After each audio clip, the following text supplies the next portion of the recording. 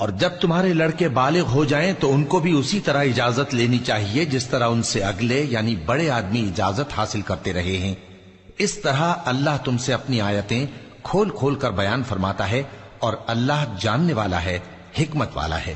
اور بڑی عمر کی عورتیں جن کو نکاح کی توقع نہیں رہی اور وہ زائد کپڑے اتار کر سر ننگا کر لیا کریں تو ان پر کچھ گناہ نہیں، بشرطے کہ اپنی زینت کی چیزیں نہ ظاہر کریں، اور اگر اس سے بھی بچیں تو یہ ان کے حق میں بہتر ہے، اور اللہ سنتا ہے، جانتا ہے۔ نہ تو اندھے پر کچھ گناہ ہے اور نہ لنگڑے پر اور نہ بیمار پر اور نہ خود تم پر کہ اپنے گھروں سے کھانا کھاؤ، یا اپنے باپ دادا کے گھروں سے، یا اپنی ماؤں کے گھروں سے، یا بھائیوں کے گھروں سے، یا اپنی بہنوں کے گھروں سے، یا اپنے چچاؤں کے گھروں سے، یا اپنی پھوپھیوں کے گھروں سے، یا اپنے ماموؤں کے گھروں سے، یا اپنی خالاؤں کے گھروں سے، یا اس گھر سے جس کی کنجیاں تمہارے ہاتھ میں ہوں، یا اپنے دوستوں کے گھروں سے۔ اور اس کا بھی تم پر کچھ گناہ نہیں کہ سب مل کر کھانا کھاؤ یا جدا جدا۔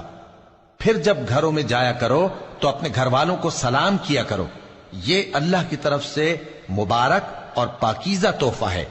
اس طرح اللہ اپنی آیتیں کھول کھول کر بیان فرماتا ہے تاکہ تم سمجھو۔ مومن تو وہ ہیں جو اللہ پر اور اس کے رسول پر ایمان لائے، اور جب کبھی ایسے کام کے لیے جو جمع ہو کر کرنے کا ہو پیغمبر کے پاس جمع ہوں تو ان سے اجازت لیے بغیر چلے نہیں جاتے۔ اے پیغمبر، جو لوگ تم سے اجازت حاصل کرتے ہیں وہی اللہ پر اور اس کے رسول پر ایمان رکھتے ہیں۔ سو جب یہ لوگ تم سے کسی کام کے لیے اجازت مانگا کریں تو ان میں سے جسے چاہا کرو اجازت دے دیا کرو، اور ان کے لیے اللہ سے بخشش مانگا کرو، کچھ شک نہیں کہ اللہ بخشنے والا ہے، مہربان ہے۔ مومنو، پیغمبر کے پکارنے کو ایسا خیال نہ کرنا جیسا تم آپس میں ایک دوسرے کو پکارتے ہو۔ بے شک اللہ کو وہ لوگ معلوم ہیں جو تم میں سے آنکھ بچا کر کھسک جاتے ہیں۔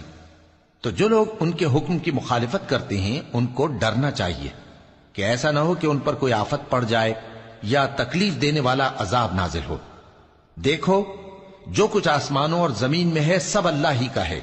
جس طریق پر تم ہو وہ اسے جانتا ہے، اور جس روز لوگ اس کی طرف لوٹائے جائیں گے تو جو عمل وہ کرتے رہے وہ ان کو بتا دے گا، اور اللہ ہر چیز سے واقف ہے۔